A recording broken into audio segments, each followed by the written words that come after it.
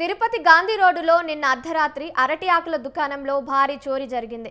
గుర్తు తెలియని దుండగుడు shop shutter తాళం పగలగొట్టి లోపలికి ప్రవేశించి క్యాష్ బాక్స్లోని 80,000 రూపాయల నగదు ఎత్తుకెళ్లాడు. షాపు తెరిచిన యజమాని చోరీ గుర్తించి ఈస్ట్ పోలీస్ స్టేషన్లో ఫిర్యాదు చేశాడు.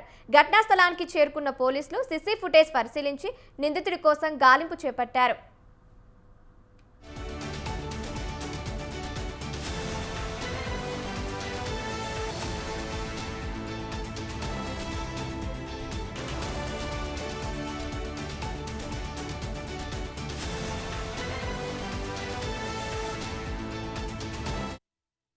తిరుపతి గాంధీ రోడ్డులో నిన్న అర్ధరాత్రి అరటి ఆకుల దుకాణంలో భారీ చోరీ జరిగింది.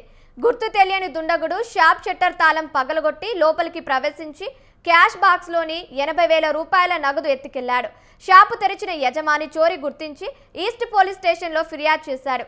ఘటనా స్థలానికి చేరుకున్న పోలీసులు సీసీ ఫుటేజ్ పరిశీలించి నిందితుడి కోసం గాలింపు చేపట్టారు.